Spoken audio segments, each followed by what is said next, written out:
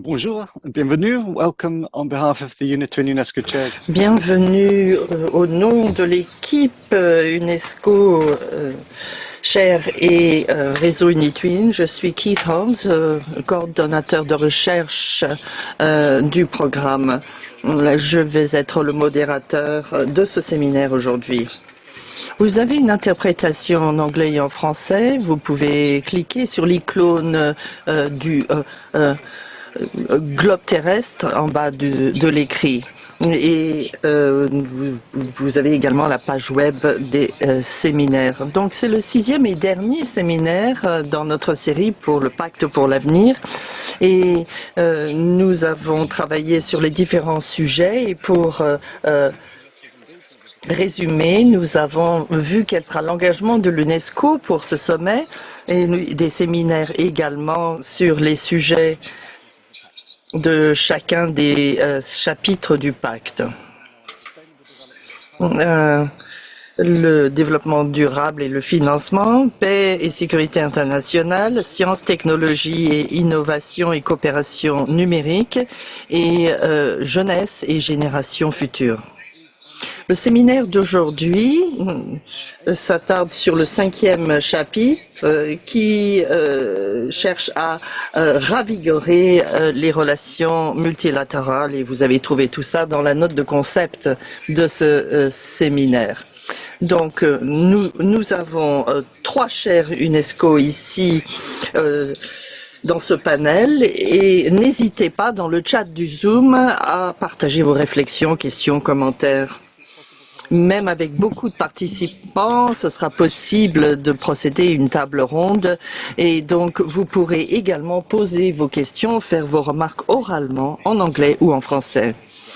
Alors, les 3 chaires UNESCO sont Rika Prieser, chaire UNESCO sur les systèmes complexes et transformatifs de l'avenir africain de l'université de Stellenbosch, Afrique du Sud. Nous avons Osman Gültekin, chaire UNESCO, diplomatie culturelle, gouvernance et éducation, université Aydin d'Istanbul en Turquie.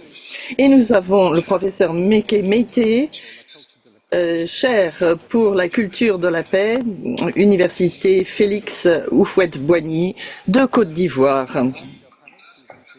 Donc, je vais demander peut-être aux membres du panel de se présenter brièvement et expliquer en quoi leurs travaux peuvent contribuer à transformer la gouvernance mondiale.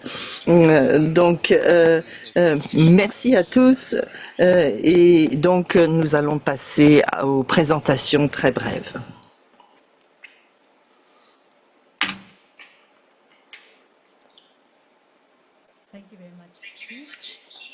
Merci beaucoup, Keith. Je suis Rika Price. J'espère que tout le monde m'entend bien. Et merci pour cette invitation à faire partie de ce panel. Je suis ravie de rencontrer autant d'autres chaires UNESCO de par le monde. Et donc, je suis en Afrique du Sud, à l'université de Stellenbosch, chaire système complexe transformatif de l'avenir africain, avec différents défis. Ce que nous cherchons, ce sont des solutions de gouvernance des systèmes. Il s'agit de comprendre les systèmes qui entrent en jeu pour la durabilité et l'avenir africain, donc la gouvernance de l'eau, de la nourriture, etc. Et nous avons donc une approche très complexe. Tout est lié en fait. Et pour la chaire UNESCO, nous avons également beaucoup de travail prospectif et les méthodes transformatives pour la création de scénarios participatifs pour des scénarios africains plus divers. Donc complexité, diversité, les capacités, comprendre ce qu'est cette complexité et utiliser ces méthodes tournées vers l'avenir pour toucher des participants à tout niveau pour réimaginer les avenirs transformatifs de l'Afrique. Merci.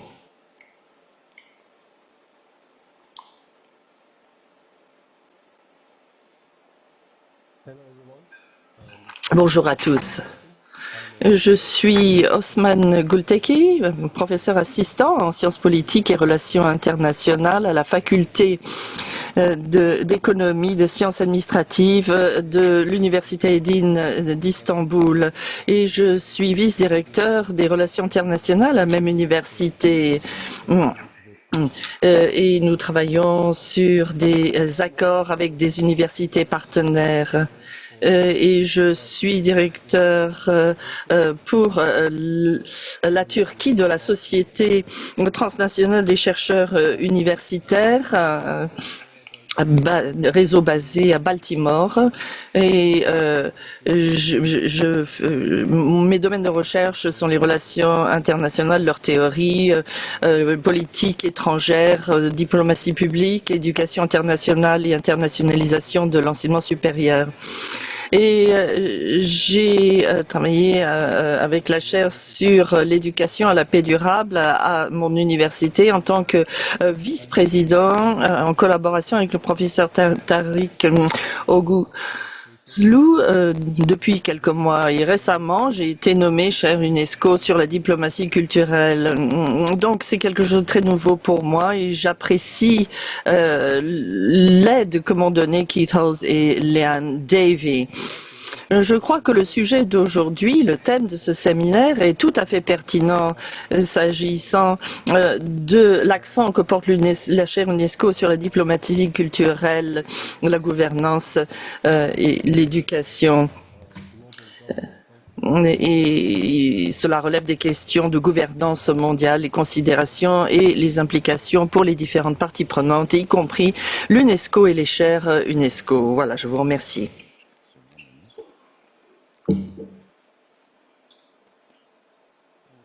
Euh, Oui, bonjour à tous. C'est bon? Oui, vous avez la caméra, s'il vous plaît. Ok. Ok. Oui, c'est bon.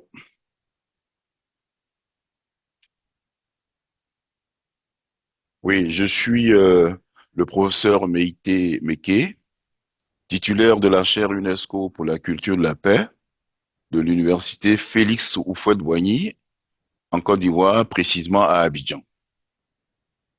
La chaire que nous représentons ici parle de culture de la paix, car nous postulons que la paix est une réalité ou elle doit être une réalité, que ce soit sur le plan individuel ou sur le plan collectif, c'est-à-dire au niveau des sociétés. Cette paix s'appréhende selon notre culture, selon notre éducation et surtout selon notre vision du monde.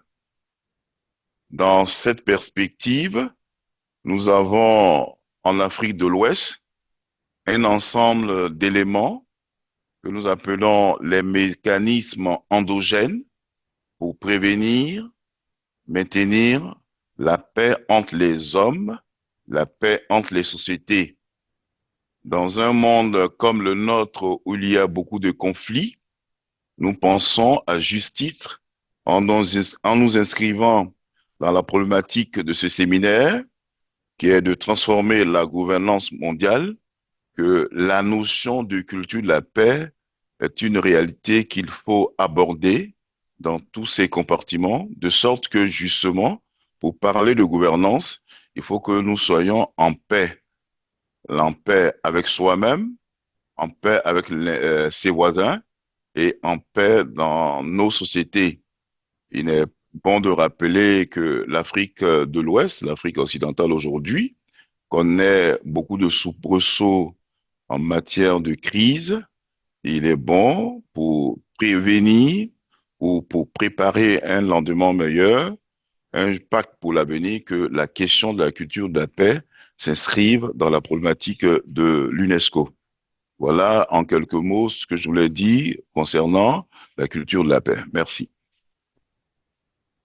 Merci, professor. Thank you for the introduction. Merci, professeur, et merci pour ces présentations.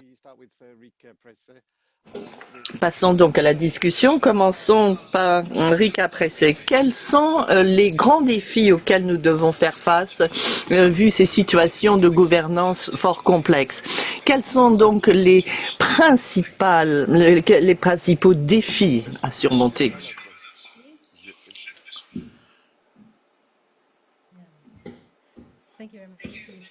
Merci à tous. Merci Keith.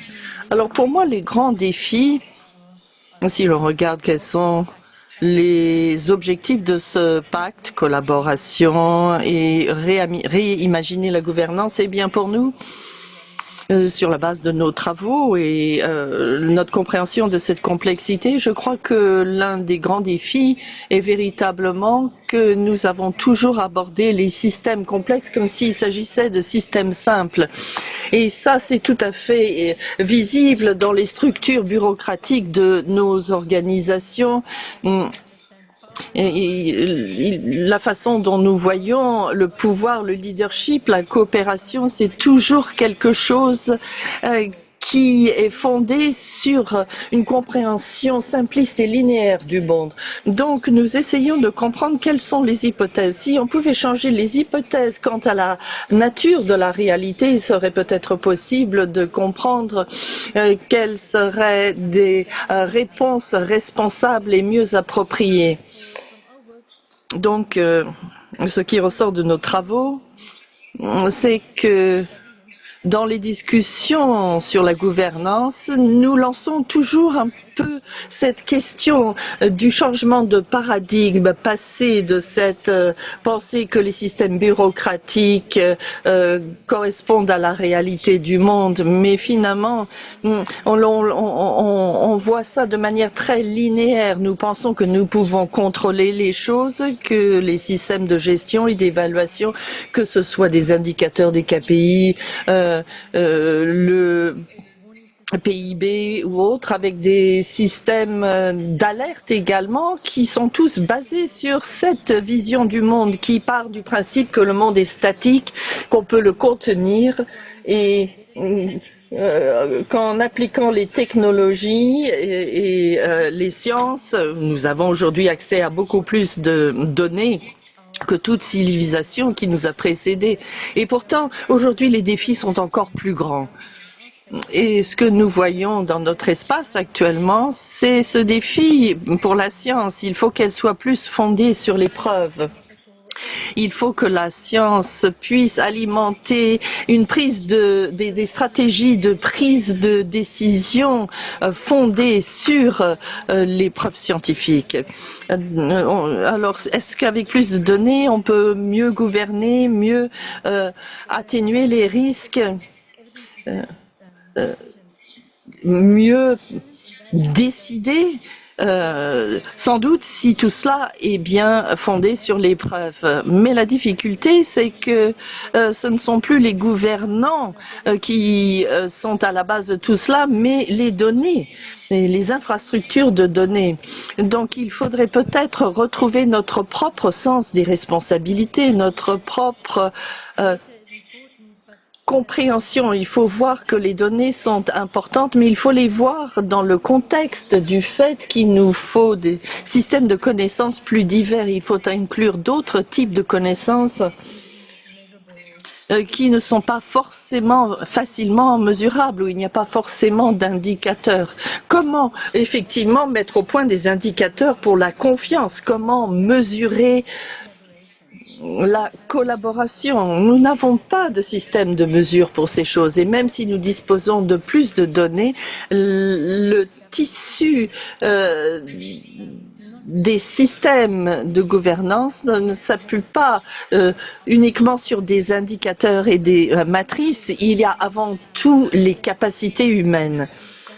Donc, cette compréhension profonde doit être celle de notre relation au monde, la façon dont le monde opère pour trouver de meilleurs systèmes de gouvernance et de prise de décision. Et pour cela, il faut voir que le monde est complexe, que le monde est confus et c'est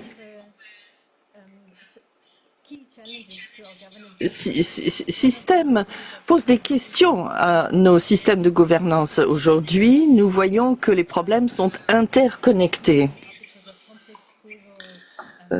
Du fait de changements et de causalité multiples, et nos systèmes de contrôle ne sont pas suffisants. Et ce que l'on voit, c'est que nous travaillons avec des seuils critiques. Quand on comprend ces interrelations et ce qu'elles cachent, les systèmes peuvent arriver à des stades qui entraînent des changements radicaux, ce qui entraîne des comportements imprévus avec des effets en cascade. Donc il y a là, si vous voulez, des points de bascule. Et ce qu'il nous faut, c'est trouver des arrangements de gouvernance pour pouvoir mieux lire la complexité et les caractéristiques de systèmes complexes, permettre à nos démarches de raisonner avec cela plutôt que d'essayer de réparer la réalité dans ce monde qui nous donne l'illusion du contrôle. Donc si l'on comprend que ces systèmes complexes sont interliés, il faut beaucoup plus mettre l'accent sur les relations. Que sont ces relations? Dans beaucoup de nos échanges sur la gouvernance mondiale, si on parle de la paix, de la coopération, la collaboration en matière de développement, par exemple, on pense que les gens savent collaborer. Nous pensons que, au vu d'un contexte donné, ça sera le cas. Mais dans la réalité, il y a une véritable crise de la confiance, comme vous le disiez dans votre introduction, Keith. Alors, comment commencer à la base dans cette construction de la confiance?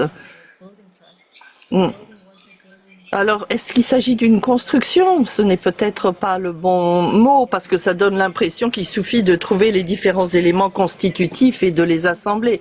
Mais il faut cultiver et faire croître la confiance. Il faut voir la confiance comme en quelque sorte un organisme vivant qu'il nous faut cultiver, maintenir en vie. Donc notre attitude vis-à-vis du multilatéralisme changera à ce moment-là. Alors si on a la coopération, la confiance, la paix, la diversité, le pluralisme, le respect mutuel, tout cela, eh bien, il y a toujours des hypothèses qui les sous-tendent. Il faudra les changer, il faudra entrevoir la plus grande complexité de la réalité, comprendre ce qui rend ces choses possibles. Alors, d'un point de vue complexe, par exemple, le leadership, le pouvoir. Dans les systèmes vivants, nous voyons que ce sont des propriétés distribuées au sein d'un système. Et jusqu'à maintenant, les systèmes de gouvernance ont consacré beaucoup d'efforts et de ressources à imaginer le leadership comme étant l'apanage d'une personne. Et nous voyons d'ailleurs aujourd'hui à quel point cela peut poser problème. Mais avec ces systèmes complexes, il nous faut des notions de leadership et de responsabilisation qui créent ces capacités partout dans le système pour le rendre plus robuste, plus vibrant, que ces capacités soient présentes également dans toutes les compétences. Et nous n'avons pas vraiment l'infrastructure qui nous permettrait de le faire, mais si nous voulons revoir les systèmes de gouvernance, il faut repenser le leadership. Donc, je ne veux pas trop prolonger mon intervention, mais une fois qu'on a compris que notre vision du monde et la façon dont nous pensons pouvoir le contrôler et comment nous devons agir, les hypothèses fondées sur ces idées de l'époque des Lumières, il faut comprendre aujourd'hui que le monde est un système vivant, qui vit, qui a différentes qualités. Il y a les systèmes bureaucratiques peuvent effectivement être ouverts à cela pour trouver des stratégies et des visions qui nous permettent de réimaginer de meilleures réponses. Il faut des réponses qui vont elles-mêmes avec ce côté vivant des systèmes. Alors, nous avons à votre disposition, à disposition de tous, un MOOC et plus de 3-4 000 personnes se sont déjà inscrites sur la plateforme de l'UNESCO. Donc MOOC sur la gouvernance, et nous avons eu de très bons retours sur cette question de la gouvernance adaptative dans un monde où les hypothèses, la façon dont nous pensons à la gouvernance, le développement et avec ces bureaucraties, ces actions que nous avons héritées d'une époque qui aujourd'hui est passée. Je vous remercie. Merci beaucoup d'avoir donné ce merveilleux coup d'envoi au panel. Alors effectivement, les conversations sont parfois un peu trop simplistes, effectivement, et nous voyons cette approche des systèmes complexes avec les limites également qui y sont inhérentes. Donc, Rika.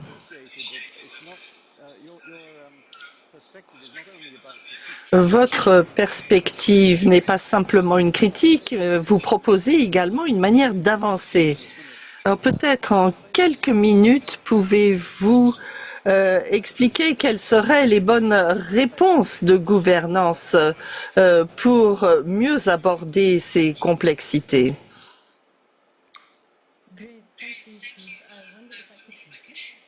Merci.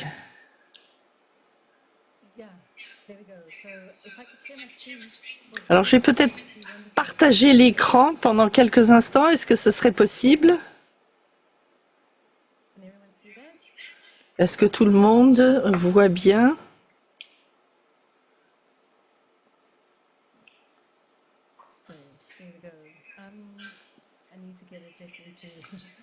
Il faut que je trouve le bon format. Il faut que je mette ça en mode présentation. Donc pour moi, les points d'action, eh bien, si on comprend que ces systèmes complexes sont relationnels, il nous faut mettre en avant des systèmes de connaissances divers, savoir qui nous incluons dans la connaissance et ce que l'on appelle les preuves. Il faut également que notre idée de ce qu'est la preuve soit amplifiée également. Il faut bien comprendre le spectre complet de ces systèmes. C'est en bas à droite, vous pouvez cliquer sur le mode présentation. Parce que là, pour l'instant, on ne voit pas vraiment bien. Non, écoutez, je vais simplement arrêter de partager mon écran. Je vais simplement parler, si vous voulez bien. Donc, les capacités d'anticipation, c'est ça qu'il faut mettre en avant. C'est ça, la force que nous pouvons dériver de cette approche prospective, avec une approche futuriste, si vous voulez, utiliser le futur au présent. Et il y a déjà des réponses tellement différentes à ces défis à venir, mais nous pouvons élargir nos idées et démarrer de nouveaux imaginaires radicaux autour des idées du futur. Dans nos travaux, nous ne parlons jamais du futur au singulier. Pour nous, il s'agit des futurs au pluriel. Toujours. C'est un impératif normatif, si vous voulez. Et nous reconnaissons, en quelque sorte, que la notion de l'avenir dépend d'où on est, d'où on l'imagine. Donc, si l'on pense en termes de futurs multiples, nous pouvons d'ores et déjà ouvrir un espace où nous pouvons entendre plus de voix, inclure plus de visions avec une compréhension plurielle. Et il y a cette idée également du pacte pour l'avenir. Alors, il faudra peut-être voir comment rendre l'avenir, le futur, un petit peu plus pluriel. Avec la complexité, ce que l'on voit, c'est qu'il n'y a pas de solution simple. Il n'y a pas de recette permettant de résoudre les problèmes. Moi, je dirais un pacte pour pouvoir naviguer au milieu des incertitudes et du changement. Parce qu'il nous faut trouver quelque chose de nouveau. Et je pense que nous sommes arrivés à un moment où nous voyons les limites de nos systèmes actuels. Et donc ce pacte de navigation dans l'inconnu, eh bien pour moi, il y a trois choses. Tout d'abord, agir avec un but. Ensuite, s'assurer que les actions tiennent compte de nouvelles façons d'entrevoir ce que c'est que d'être humain. Ensuite, résister aux modes de pensée qui pourraient entraîner des rigidités dans les stratégies et puis accueillir la nouveauté, de nouvelles façons de voir et de comprendre le monde. Comprendre la complexité, ou en tout cas accepter la complexité, permet un engagement beaucoup plus large et beaucoup plus responsable vis-à-vis de ce que c'est que d'être humain dans le monde. Les systèmes actuels nous voient comme des engrenages d'une machine. Donc il faut repenser quelle est notre perspective humaine, quelle est notre contribution au monde. Et si les systèmes sont déjà moins qu'humains, comment repenser ces systèmes de gouvernance? Donc, repenser notre rôle d'humain dans le monde et d'avoir tout le respect dû à cette condition de vivant dans le monde. Je pense que les capacités profondes que nous pouvons apporter au monde de notre expérience humaine et en réimaginant un pacte pour naviguer au sein de ce monde sont la façon de faire. Merci, Eric. Et merci de vos réflexions profondes et centrées sur l'humain. Et donc, il y a le rapport de la Commission sur l'éducation qui rejoint un petit peu ce que vous dites. Cette Commission internationale a peut-être avancé des choses qui sont beaucoup plus pertinentes avec la façon de réimaginer les choses. Et donc maintenant, nous allons passer à Osman Gültekin qui va nous parler de l'internationalisation dans l'enseignement supérieur. Alors Osman, quelle est la situation actuelle en la matière d'après vous et à votre avis, quelles sont les conséquences des activités d'échange du point de vue de la gouvernance mondiale? Merci beaucoup, Keith. Aujourd'hui, je voudrais vous parler. Osman, pourriez-vous parler un tout petit peu plus fort, s'il vous plaît? Vous m'entendez bien? Merci. Je voudrais aujourd'hui vous parler de l'éducation supérieure et les différentes tendances que nous voyons, de plus d'implication des gouvernements nationaux, l'implication de ces tendances pour les institutions mondiales et bien sûr pour l'UNESCO et probablement pour les chaires de l'UNESCO et les programmes de l'UNITWIN. Les tendances nous montrent que le nombre d'étudiants internationaux a augmenté d'une manière dramatique au cours des années. Aujourd'hui, nous avons plus de 6 millions d'étudiants internationaux qui étudient en dehors de leur propre pays. Et à peu près 70% de ces de ces étudiants étrangers ont choisi un pays de l'OCDE. Et bien sûr, les pays anglophones sont les pays qui attirent le plus de ces étudiants étrangers, qui en fait ont plus de la moitié de ces étudiants internationaux de par le monde. Mais nous avons également des importances ou des acteurs importants dans d'autres pays tels que la Russie, la Chine, la Turquie, qui commencent à prendre leur part également des pays de l'Occident. Par exemple, un tout petit peu de contexte, jusqu'aux années 1950, la mobilité des étudiants internationaux a été plutôt au niveau individuel. C'était pas très bien organisé.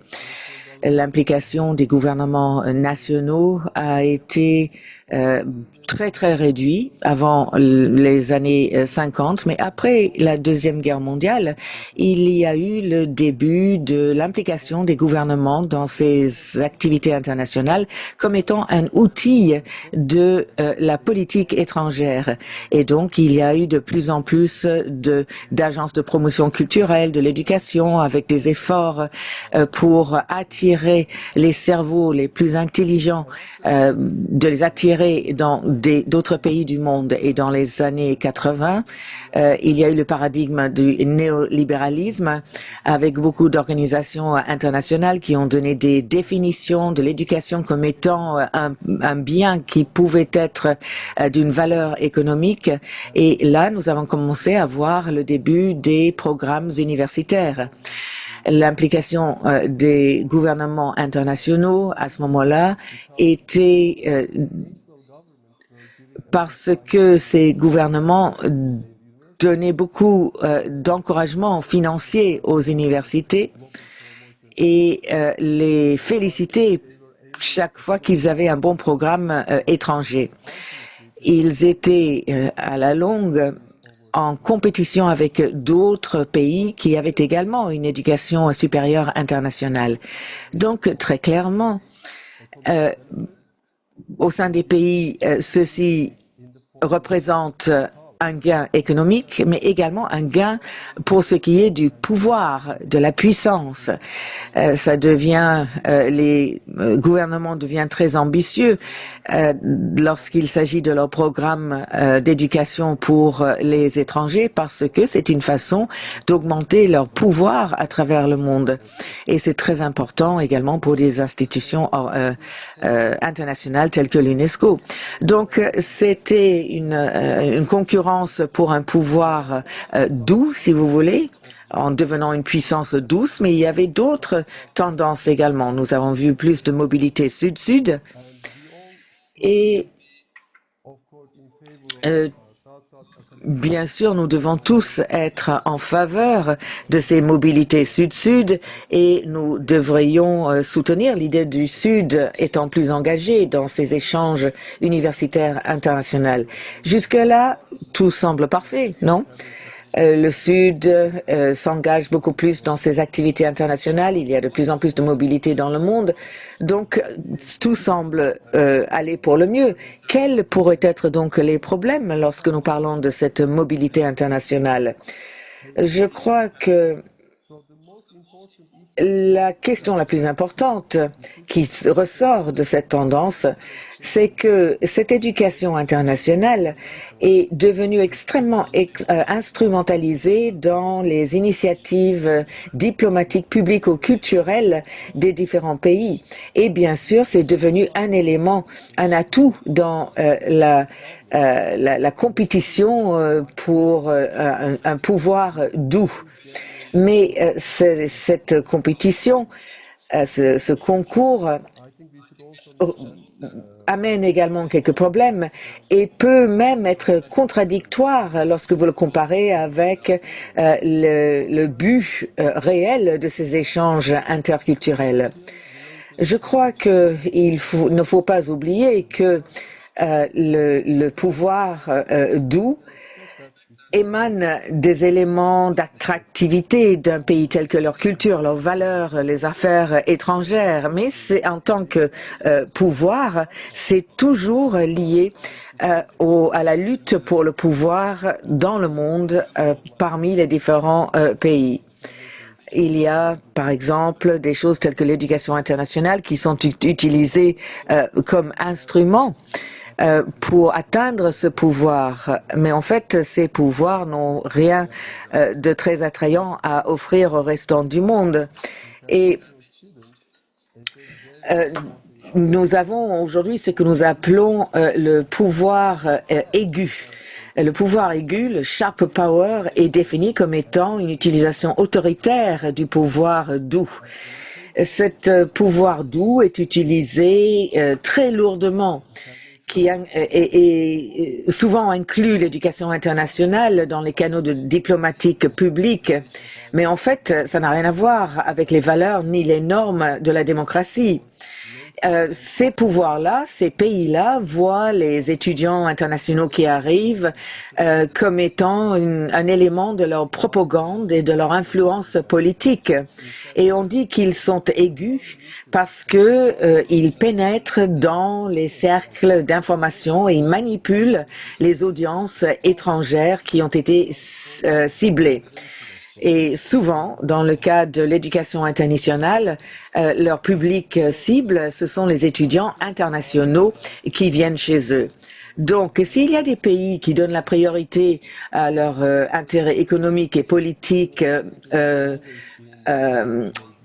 contrairement à l'éducation internationale, et si ces pays-là perçoivent les échanges de l'éducation comme étant toujours une interaction à sens unique, ils tombent très facilement dans une forme de manipulation de ce pouvoir doux, dans ce business d'éducation internationale et deviennent plutôt un pouvoir ou une puissance aiguë.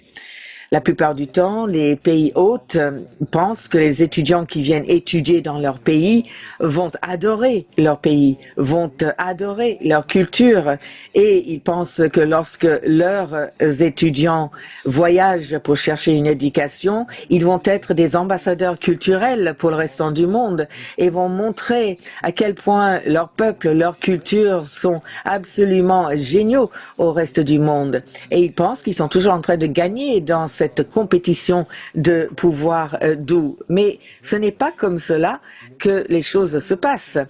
C'est une interaction à deux sens plutôt qu'à un seul sens. Et les étudiants qu'ils envoient dans un autre pays, peut-être, décident de rester parce qu'ils l'aiment mieux là-bas.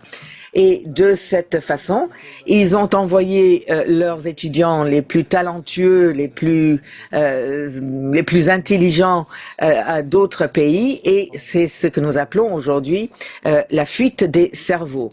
De plus, les étudiants ne sont pas toujours des sympathisants de leur propre pays.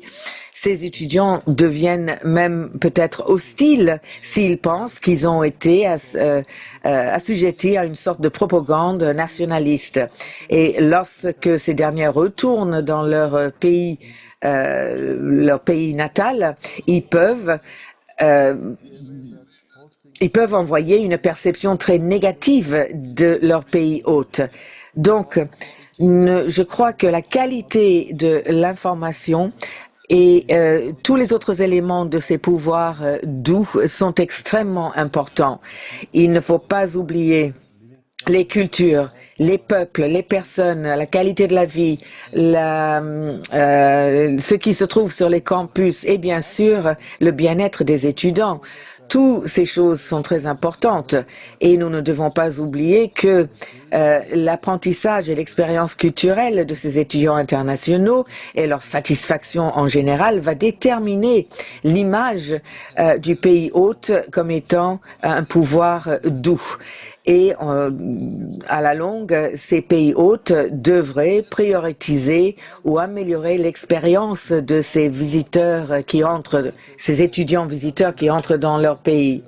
plutôt que de caractériser la situation dans un paradigme de pouvoir avec des concepts d'auto-intérêt, de compétition, de dominance, Jane Knight suggère que des activités d'éducation internationale peuvent être interprétées dans un paradigme qui est beaucoup plus diplomate, où les nations peuvent trouver des situations gagnantes plutôt qu'un perdant et un gagnant.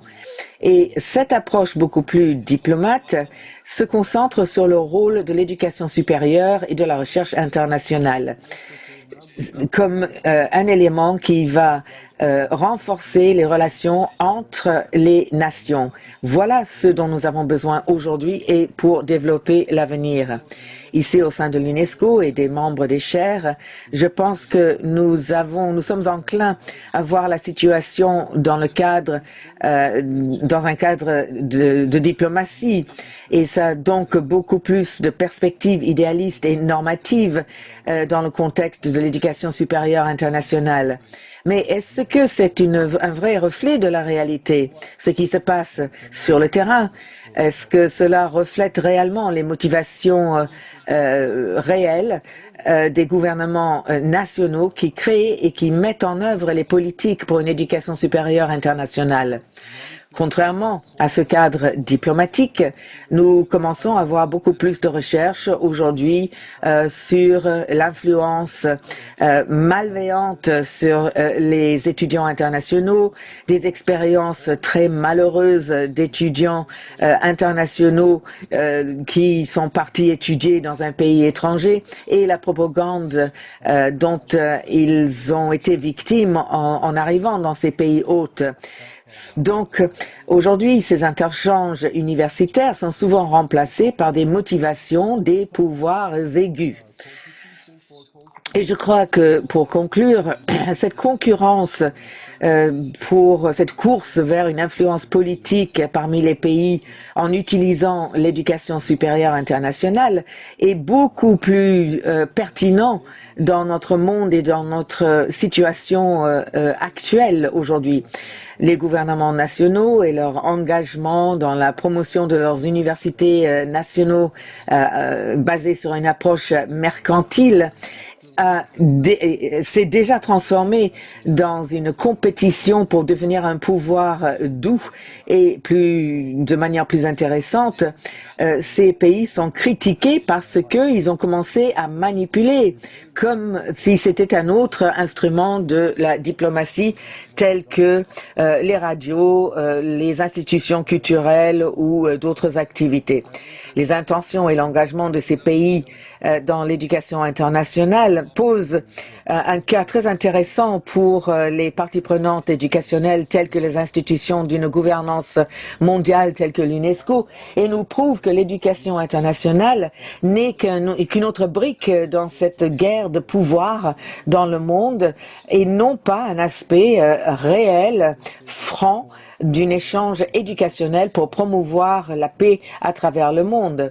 Ça devient une approche qui est déséquilibrée et l'éducation internationale est transformée en un outil de concurrence mondiale plutôt que dans un réel échange culturel. Merci beaucoup, Osman. J'ai trouvé que c'était extrêmement intéressant de vous écouter lorsque vous avez parlé d'une gouvernance basée sur les connaissances et les dynamiques de ces échanges internationaux. Et peut-être les différentes motivations pour les pays pour recevoir des étudiants internationaux. Et bien sûr, tout ceci est au cœur de ce que nous faisons ici, les chaires de l'UNESCO. Nous sommes tous des acteurs, nous sommes tous partie prenante dans ce qui se passe dans ces relations internationales. Avez-vous quelques suggestions spécifiques? Quelles devraient être les réponses de ces institutions de gouvernance mondiale, y compris leurs programmes et d'autres tels que les chaires de l'UNESCO? Et que pouvons-nous faire, par exemple, pour relever les défis dont vous avez parlé, c'est-à-dire que l'éducation internationale n'est rien d'autre qu'une forme de concurrence plutôt qu'une réelle forme d'échange de coopération? Alors, je voudrais bien sûr vous parler ici de l'importance de ces institutions de gouvernance mondiale telles que l'UNESCO et également l'importance des chaires de l'UNESCO et de notre mécanisme. Ça aussi, ça peut être une solution cruciale aux défis de l'éducation supérieure internationale. Ce programme joue un rôle clé dans l'amélioration des échanges universitaires internationaux, plus particulièrement avec le Sud et les pays émergents, y compris les BRIC. Et également, vous savez que le programme des chaires UNITWIN UNESCO tente à promouvoir une coopération interuniversitaire pour faciliter le partage des connaissances et pour développer des réseaux de collaboration.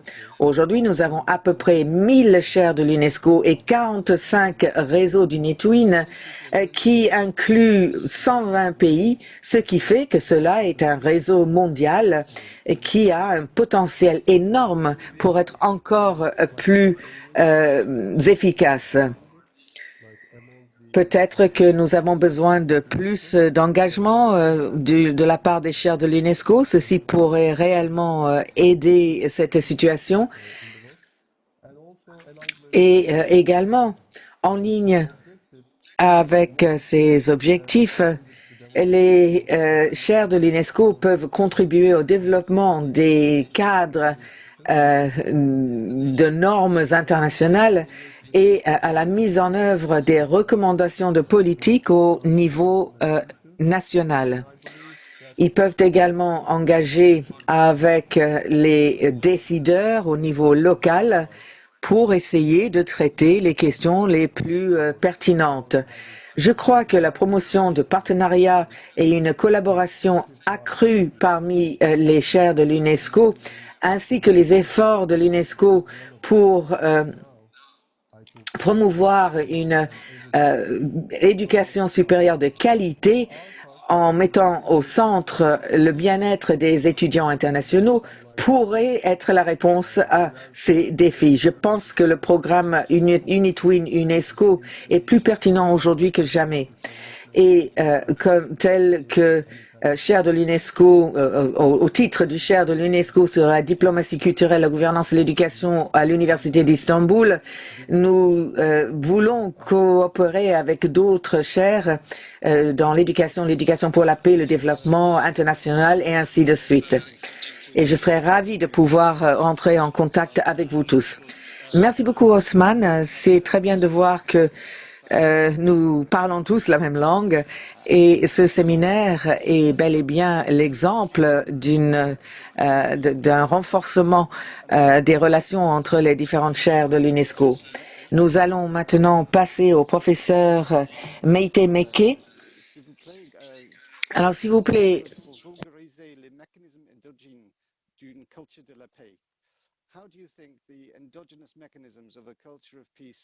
comment pensez-vous que ces mécanismes culturels peuvent être vulgarisés? Professeur, s'il vous plaît. Merci. Merci de me passer la parole relativement à cette grande question qui nous réunit ce matin. Je voudrais profiter pour dire aux collègues qui viennent passer que la chaire UNESCO pour la culture de la paix serait bien heureuse de pouvoir travailler à l'Université d'Istanbul sur des problématiques qui me semblent communes. Il nous faut apporter, par rapport au présent séminaire, des réponses. Vous pouvez ouvrir la vidéo, s'il vous plaît. Oui, je sais, on me dit que vous avez demandé, ok, je sais, ça passe pas. Ah, c'est bon maintenant, c'est bon. Ok, c'est bon. C'est bon? Ok. Donc, je disais que, bon, ce que j'ai dit ne revient pas là-dessus. Je voudrais dire que par rapport à ce présent séminaire qui est le 6e de cette session, il nous faut apporter des réponses pour aborder, pardon, la transformation de la gouvernance mondiale. Notre volonté, notre vision s'inscrit dans ce que nous appelons une culture de la paix qui est inhérente à tous les hommes, à toutes les sociétés. Mais grosse question, qui est concerné par la gouvernance mondiale?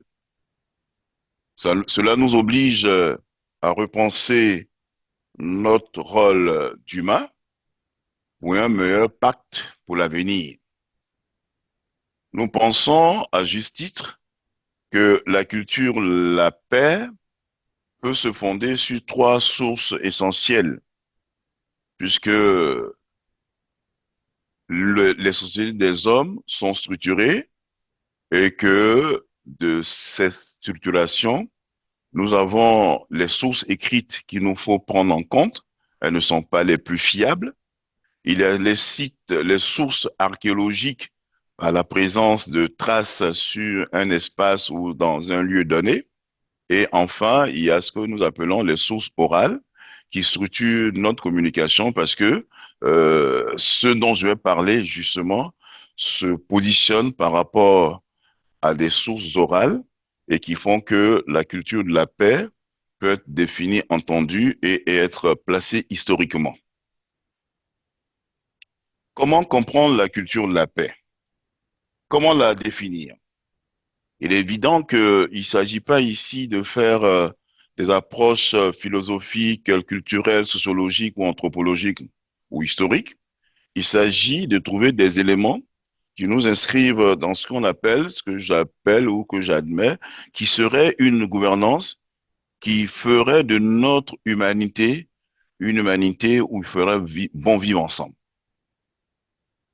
La culture de la paix, je l'ai dit dans mon introduction, concerne aussi bien l'individu que la société. Dans cette vision-là, il faut admettre que euh, la culture de la paix n'est pas la même selon que on soit une société sédentarisée ou que l'on soit d'une société nomade. Et encore, dans un monde où on parle de plus en plus de mondialisation, quelle serait la bonne culture de la paix ou quelle serait la culture de la paix qui ne prend pas toujours en compte les réalités sociétales de nos sociétés, de nos pays du Sud? Je voudrais montrer donc que pour repenser la gouvernance mondiale, il nous faut prendre en compte cette culture de la paix, qui est une problématique chère à notre cher UNESCO qui appartenant au réseau UNITWIN, et nous pensons que notre contribution peut aller dans le sens d'améliorer la gouvernance mondiale. Nous partons d'un postulat. Si la paix est une réalité pour chacun de nous, nous admettons qu'il faut la comprendre, faut l'admettre par rapport à sa culture, par rapport à son éducation et par rapport à sa vision du monde. Dans nos sociétés africaines, principalement ouest-africaines, il existait déjà des mécanismes endogènes de gouvernance, de sorte à pouvoir prévenir ce que nous appelons les conflits. Et ces gouvernances-là, ou cette gouvernance-là, était basée sur des éléments propres à ces sociétés et qui faisaient que, précisément, ces sociétés pouvaient se tolérer les unes les autres. Il y avait dans ces sociétés traditionnelles ce que nous appelons la diplomatie préventive, ou que le collègue, dans son intervention, a appelé la diplomatie culturelle concernant la chaire UNESCO d'Istanbul. Mais cette diplomatie, qu'elle soit préventive ou elle s'inscrit fondamentalement dans une approche culturelle. Et cette approche culturelle est importante dans la mesure où, justement, ce sera notre apport, notre contribution à la gouvernance mondiale. Au niveau de l'Afrique de l'Ouest, il y avait beaucoup de mécanismes endogènes de régulation, de prévention des conflits.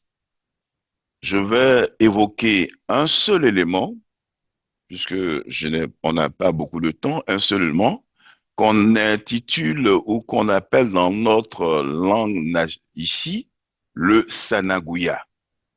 Qu'est-ce que le Sanaguya? Le Sanaguya est une pratique sociale qui existe dans les sociétés ouest-africaines et qui permet aux différents membres de la société de se parler, de prévenir les conflits par ce que nous appelons le jeu d'alliance. Dans ces sociétés, il y a des alliances qui existent entre plusieurs groupes. Dans la société humaine, lorsque vous épousez une femme, fondamentalement, vous devenez des alliés, des compères, puisque lorsque vous épousez une femme, la belle famille d'où elle vient devient votre allié et vous, votre famille devient son allié. Ainsi, en étendant la chose à la société culturelle ouest-africaine, on a ce qu'on appelle des alliés que nous désignons pudiquement par le mot de sanangou, c'est-à-dire l'allié. Ça, c'est en malinké, on dit sanangou, mais ailleurs, au Burkina, on parlera de dakiré, ailleurs encore au Sénégal, on parlera de ça. Donc, ces pratiques entre alliés sont à la fois culturelles, socio-anthropologiques, socio-culturelles, et elles régentent la vie des gens.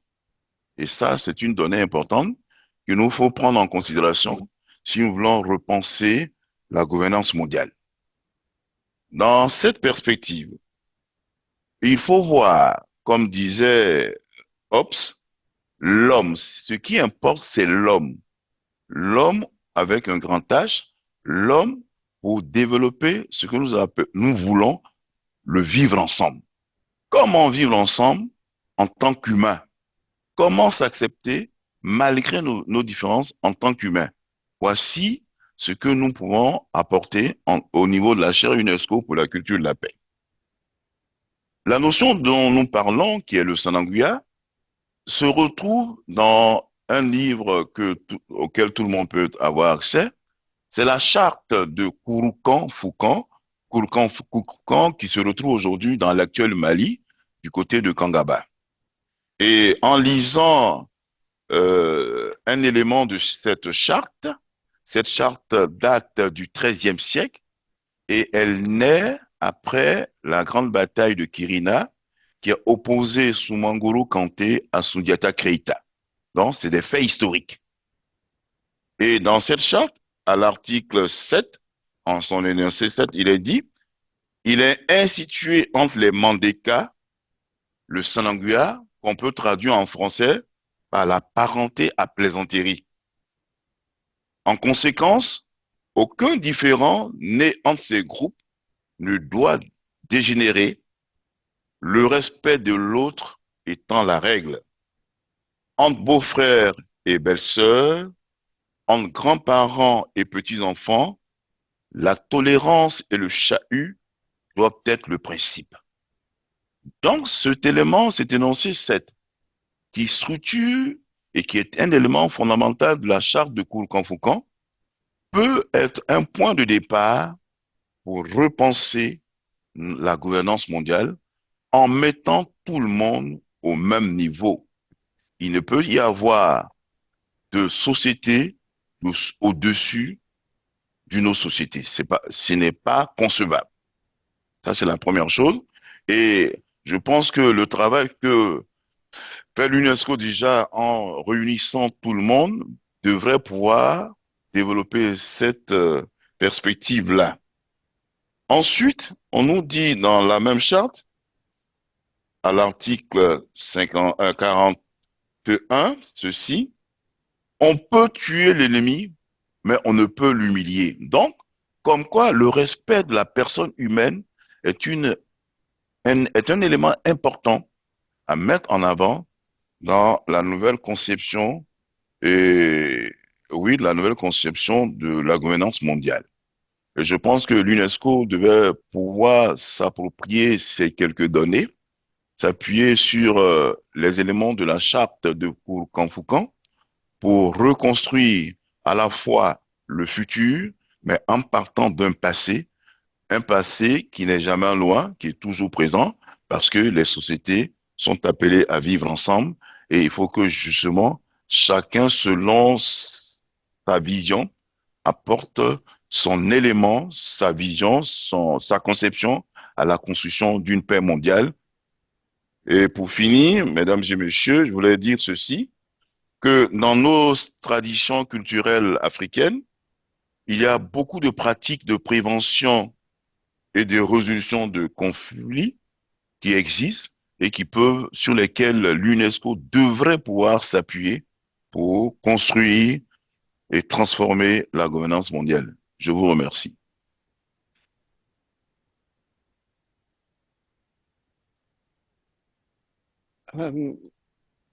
Merci, professeur Makimete. Merci bien. Merci beaucoup, professeur. Merci pour votre contribution et vos perspectives. Et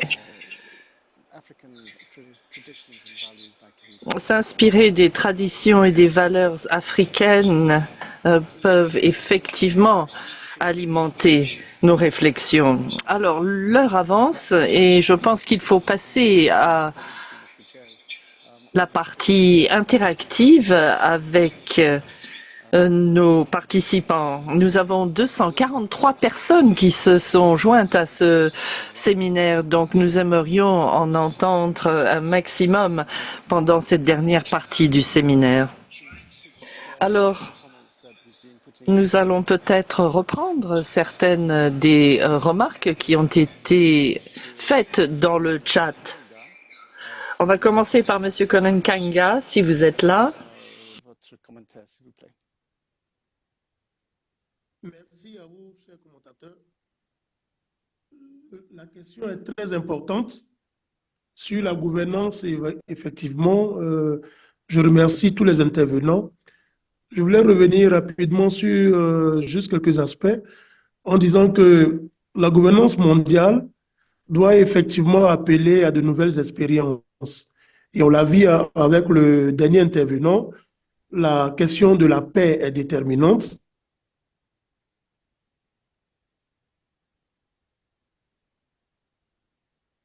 Mais aussi, il faut encore plus d'ouverture. L'enracinement que nous devons faire doit pouvoir nous aider à mieux comprendre le monde aujourd'hui.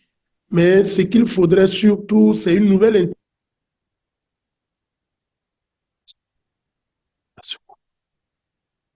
intelligence.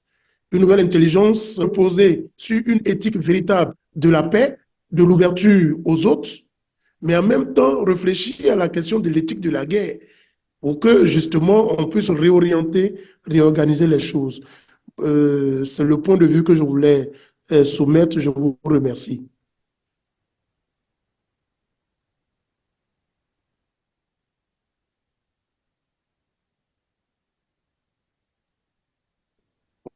Je vous remercie. Merci, monsieur. We will collect some additional. Merci, monsieur. Nous allons peut-être entendre d'autres réflexions et questions pour ensuite entendre les réponses. Monsieur Saddam Kasmani, peut-être êtes-vous disponible ou peut-être PS Dalda?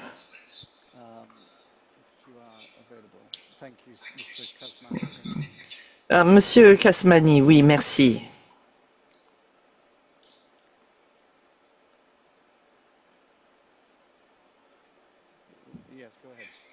Allez-y, je vous en prie.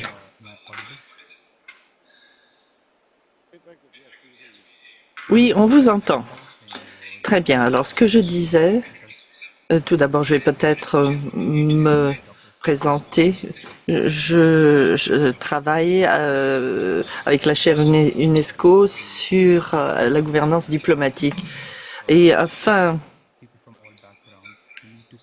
de réunir des gens de tous horizons, il faut peut-être commencer par les jeunes qui sont plus ouverts à l'apprentissage et au changement. et l'éducation au plan international tourne autour des jeunes. Il faut peut-être effectivement apporter ces compétences culturelles aux jeunes, leur montrer comment penser ces systèmes et comment les choses ont plusieurs facettes. Et si l'on organise des cours et qu'on prend des jeunes de différents horizons pour essayer déjà de voir ce qu'ils ont en commun et quelles sont leurs différences et ce qu'il faut partir de ce qui est semblable pour établir une relation de confiance. Et c'est à partir de cela qu'on peut les encourager à explorer les différences et voir que ces différences peuvent être source de quelque chose de très beau, voir comment ces jeunes peuvent se rejoindre pour créer quelque chose. Alors, dernier petit point,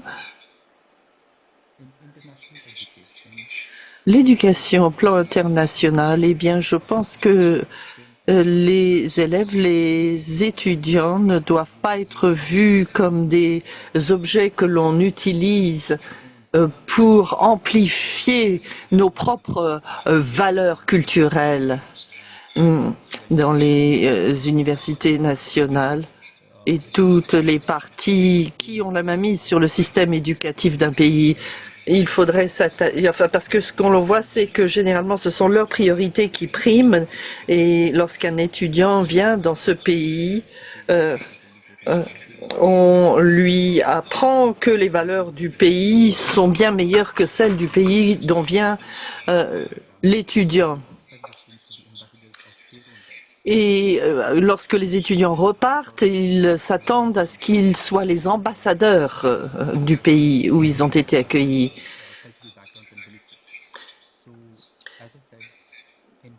Donc, comme je le disais, il faut encourager les jeunes à explorer quelles sont leurs similitudes et ensuite voir quelles sont les différences. Et je pense que ce serait là la solution parfaite. Merci. Merci beaucoup. Encore une suggestion, oui. Je pense que nous pouvons nous tourner vers Randa.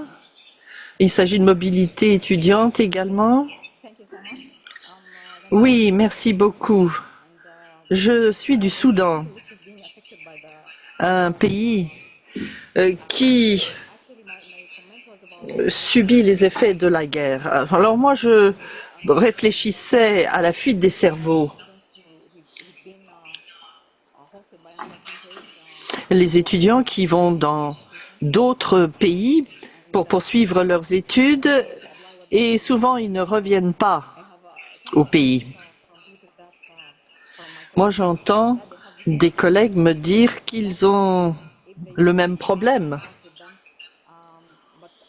Il peut y avoir un contrat, mais ils ne sont pas toujours appliqués ou respectés. Ça, c'est un des problèmes auxquels nous faisons face dans mon pays. Donc, c'est une fuite des cerveaux avec ces étudiants qui ne rentrent pas au pays après leurs études. Merci, Randa. Alors, il y a des questions très intéressantes. Certaines s'adressent à différents membres du panel. Alors, on peut peut-être se retourner vers ce panel pour voir s'il y a des réactions à ce que l'on vient d'entendre. Commençons par le professeur Mété pour répondre à Emmanuel Konakou. Sa question, c'est est-ce que les sociétés africaines ont traduit ces ressources dont vous parliez pour soutenir des stratégies de la paix et de prévention des conflits? Est-ce que vous en avez vu des exemples? Y a-t-il une reconnaissance, une mobilisation de ces ressources culturelles dans le sens de la paix? Vous avez parlé d'Afrique de l'Ouest, mais il peut s'agir d'autres parties du continent. Et puis nous Oui, pourrons revenir à Ousmane ensuite. je réponds? Allez-y, monsieur. Ok, merci madame. Euh, est-ce que les sociétés africaines ont traduit? Bien entendu, j'ai parlé de la charte de Kourou Kanfoukan. C'est un document qui existe, que vous pouvez retrouver sur le net et qui retrace un peu tout ce qui s'est dit lors de l'assemblée justement de Kourou Kanfoukan, qui a réuni les vainqueurs de la confrontation entre Soudiata et Soumanguru Kanté. Les vainqueurs, j'ai dit bien les vainqueurs. Ça, c'est la version des vainqueurs qu'on a. Mais en tout cas, cette version-là va dans le sens d'un vivre ensemble qui est important et qui est encore appliqué dans nos sociétés d'Afrique de l'Ouest. Et je me suis plu à observer même en Afrique centrale, c'est des pratiques qu'on retrouve. Il y a des alliances entre les sociétés. Je ne veux pas parler de tribus, je parle de sociétés. Et ces alliances-là vont dans le sens justement d'un meilleur vivre ensemble. Donc, pour répondre à votre question, monsieur, évidemment que cela est traduit. Ensuite, la mobilisation des ressources, c'est le rôle de notre chaire, des chaires comme la nôtre, de faire en sorte que toutes les ressources, qu'elles soient culturelles, anthropologiques, économiques, aillent dans le sens justement de la mise en, on va dire quoi, en l'écrit de tout ce qui peut faire que nos sociétés africaines apportent leur contribution à la création d'une gouvernance mondiale nouvelle. Voilà, merci. Merci, professeur. Merci, monsieur le professeur. Alors, Ousmane, est-ce que vous voulez réagir à ce que nous avons entendu? Est-ce qu'on m'entend? Alors, les ressources pour construire la coopération et la paix, n'est-ce pas? Oui, et le Soudan a posé la question sur les étudiants qui ne rentrent pas au pays, la fuite des cerveaux. Eh bien, merci pour ces questions fort intéressantes. Alors, tout d'abord, la fuite des cerveaux. Mais alors, ça dépend encore des disparités de pouvoir entre pays. Si certains pays sont plus attrayants du point de vue de leur système éducatif, de leur PIB ou de l'éventail des opportunités professionnelles ou éducatives,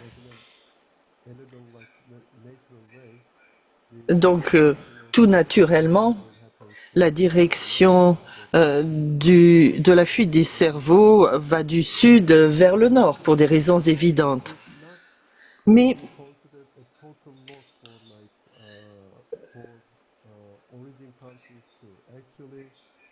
les pays d'origine, les pays d'origine peuvent penser qu'ils perdent des cerveaux et les pays de destination peuvent penser qu'ils reçoivent des cerveaux. Alors tout dépend de la situation.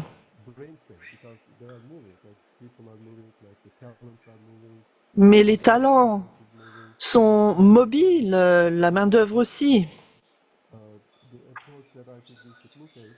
Mais je crois que c'est ainsi qu'il faut voir les choses. Mais ce que nous essayons de dire ici, c'est qu'il ne faut pas il ne faut pas penser que ces activités éducatives sont à sens unique. Il faut penser en termes de mutualité. Alors, il peut s'agir d'un pays qui n'est pas un pays occidental. Je pense qu'il faut que nous voyons les choses sous l'angle du bien commun mondial. Ça n'est pas un jeu où il y a des perdants et des gagnants.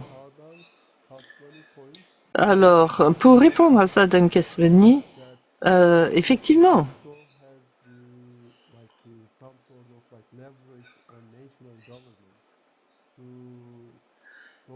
l'UNESCO pourrait éventuellement imposer de quelque sorte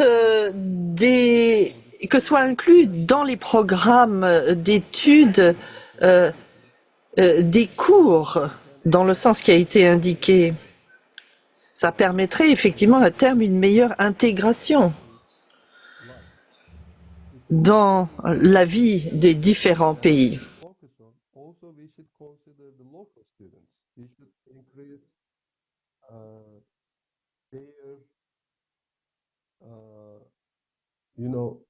Et il faut également se concentrer sur les étudiants locaux, pas uniquement les internationaux, parce que eux aussi, ils ont un rôle à jouer. Et dans ce cas-là, il faudrait essayer de prendre en compte les deux sortes d'étudiants, les locaux et les internationaux.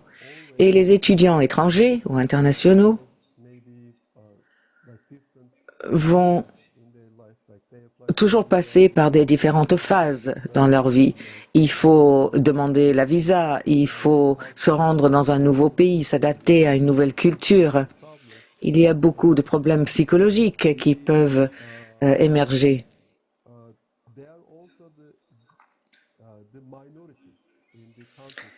Et ils sont également une population de minorité dans le pays où ils étudient. Donc, il n'y a personne pour les défendre d'un point de vue légal ou pédagogique. Donc, voilà où l'UNESCO pourrait jouer un rôle auprès des gouvernements nationaux. Merci beaucoup pour ces réponses, Osman, et merci d'avoir parlé de comment améliorer cette coopération internationale. Il y avait plusieurs questions qui pourraient être répondues par Rika. P.S. Dolda a parlé du rôle de la confiance. Nous avons une question également posée par Monique Bols, la compréhension et l'interprétation de la paix, et une autre de Wendy Percel qui concerne la réhumanisation des systèmes, et de Kamala Soaran Jaira. Il y a une question sur les défis qui posent la coopération internationale lorsque des pays ne veulent pas céder l'autorité à des organes internationaux. Alors, si les personnes qui ont posé ces questions n'ont pas d'objection, nous allons passer. Kamala, est-ce que vous êtes là? Oui, si vous pouvez juste très rapidement poser votre question. Alors, une de mes questions concernait les organes internationaux. Comment est-ce que nous pouvons lancer des campagnes mondiales? Et deuxièmement, dans l'Asie du Sud-Est, Myanmar est toujours un gros point d'interrogation. Est-ce que le Myanmar fait partie des pays de l'ASEAN ou pas? ASEAN, c'est une énorme organisation en Asie du Sud-Est, mais la situation politique au Myanmar fait que c'est un pays qui reste encore dans une situation très problématique. Comment est-ce que les Nations Unies, l'UNESCO ou d'autres organisations internationales pourraient aider, pourraient intervenir dans une telle situation? Vous savez qu'il y a eu des dialogues entre les 11 premiers ministres de l'Asie du Sud-Est. Donc c'est un peu difficile pour l'UNESCO de faire quoi que ce soit, mais quelles pourraient être des interventions possibles dans ce contexte? Tout d'abord, les campagnes, et deuxièmement, le Myanmar et sa participation active dans l'Asie du Sud-Est. Oui, merci pour ces questions. Tepfela est là également. Vous aviez une question qui concernait les modèles de gouvernance et ensuite nous allons passer la parole à Rika. Oui, merci beaucoup. Alors, ce sont des questions spécialement pour vous, Rika. Je réfléchissais sur les modèles de gouvernance et la gouvernance globale. Il s'agit toujours de règles, des contrôles, des sanctions imposées grâce à des accords collectifs, certes, mais peut-être dans une société plus complexe où la vie est très incertaine, tous ces concepts descendants doivent devenir plus pluralistes, plus tolérantes des désaccords. La diplomatie a toujours fonctionné sur ces bases, mais ce concept de la gouvernance est vraiment basé sur ce concept de règles. Et lorsque l'on parle de règles, c'est toujours un modèle descendant. Et c'est très difficile de transmettre ceci à d'autres États-nations. Oui, merci, Ted. Rika, qu'en pensez-vous pour terminer cette discussion? Merci. Bien, écoutez, la discussion a été extrêmement riche, extrêmement vaste. Nous avons touché sur beaucoup de choses, abordé beaucoup de choses et nous avons parlé de la confiance, de la collaboration, de la prise de décision mutuelle, de l'inclusivité et également les notions de diversité. Et je crois que les deux dernières questions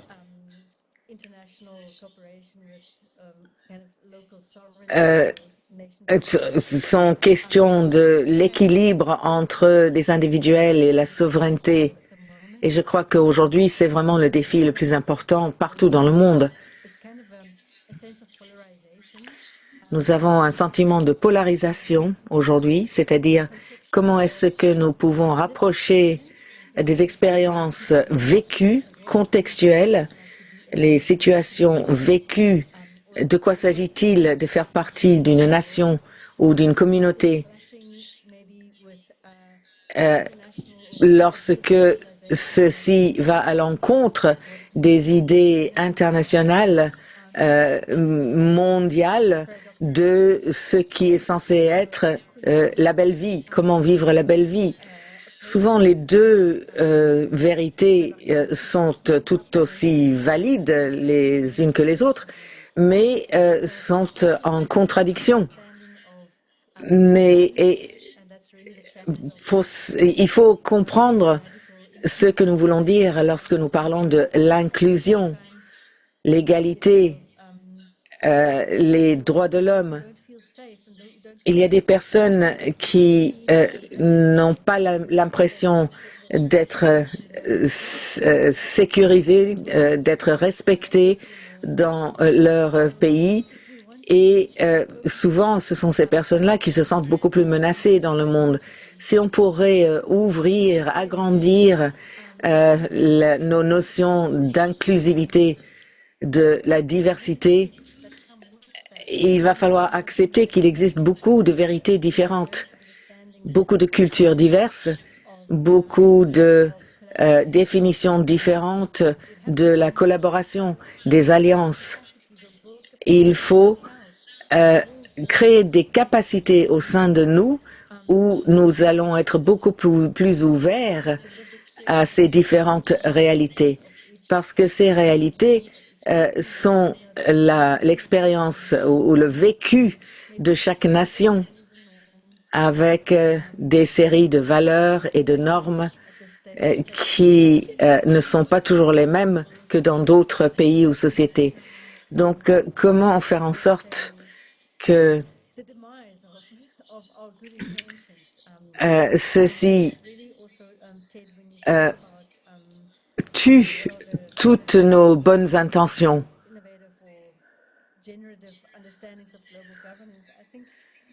Et pour ce qui est d'une meilleure compréhension de la gouvernance mondiale, vous ne pouvez pas parler de la gouvernance sans parler de la justice.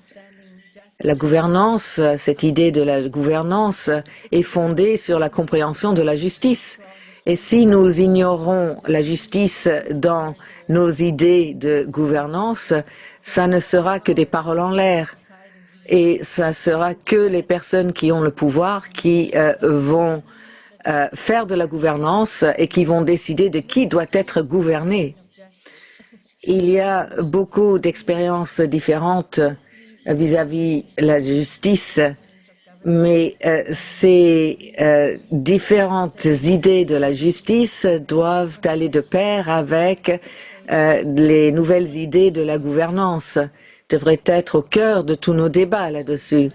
Donc encore une fois, dans cette idée, cette réimagination de la coopération, de la collaboration, de la prise conjointe de décision, de l'équilibre entre des opposés, des nouvelles cultures, de nouvelles expériences de culture.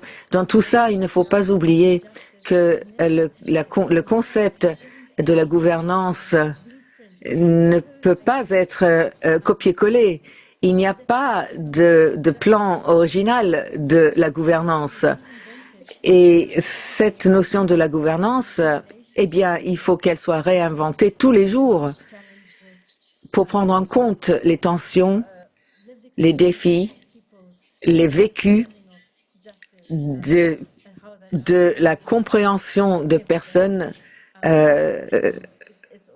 envers la justice et la justice de jour en jour. Toutes les définitions sont mises en question, ainsi que notre compréhension de la paix. Peut-être que l'on va jamais arriver à une compréhension totale de ce qu'est la paix, mais il faudrait que nous soyons ouverts pour pouvoir faire des compromis, pour pouvoir intégrer les conflits qui existent, essayer de les comprendre, être modeste, responsable et s'engager dans la justice pour accepter de nouvelles interprétations de la justice dans cette gouvernance mondiale dont nous avons tant besoin. Merci. Merci beaucoup, Rika, et merci aux trois panélistes. Je crois que ce qui est sorti de cette discussion a été très profond, très riche. Merci beaucoup. Nous avons mis en question nos compréhensions, notre terminologie. Vous avez souvent pensé de utiliser le terme réimagination, création, renforcement. Tous ces concepts nécessitent de l'humilité, de la modestie. Merci d'avoir parlé de tout cela. Pour ce qui est de la gouvernance, vous avez résumé tout ceci bien mieux que j'aurais pu le faire. Mais il me semble que tout ceci nous donne encore plus de raisons de nous rencontrer et de plus de nous rencontrer en présentiel. Nous avons une réunion transformée l'avenir ou les avenirs de l'Afrique. Et je pense qu'il y a beaucoup de personnes dans le public qui nous ont dit que nous avons besoin de parler de tout ceci au sein des chaires de l'UNESCO. Donc, n'hésitez pas à vous enregistrer pour cette réunion. Ça ne coûte rien, c'est gratuit, ça se tiendra en fin de juillet. Mais si vous voulez venir, il faut venir vous-même par vos propres moyens. Mais peut-être que le budget de votre université pourrait vous aider. Donc, j'espère que nous allons pouvoir continuer à en parler lors de cette réunion. La première journée est une journée à haut niveau, l'avenir de l'Afrique, et ensuite il y aura des séances parallèles sur les chapitres du pacte pour l'avenir. Donc, nous allons pouvoir entrer dans les détails des chapitres dans le prisme de l'Afrique et les systèmes de savoir-faire ou de connaissances africains pour la pluralité et la diversité, pour transformer le savoir-faire en Afrique et dans le monde en entier. Merci à tous qui ont contribué, de ceux qui ont été en ligne, plus de 220 personnes aujourd'hui. Et il nous tarde de nous voir en présentiel et en ligne d'ici octobre. Merci beaucoup, c'est la fin. Au revoir.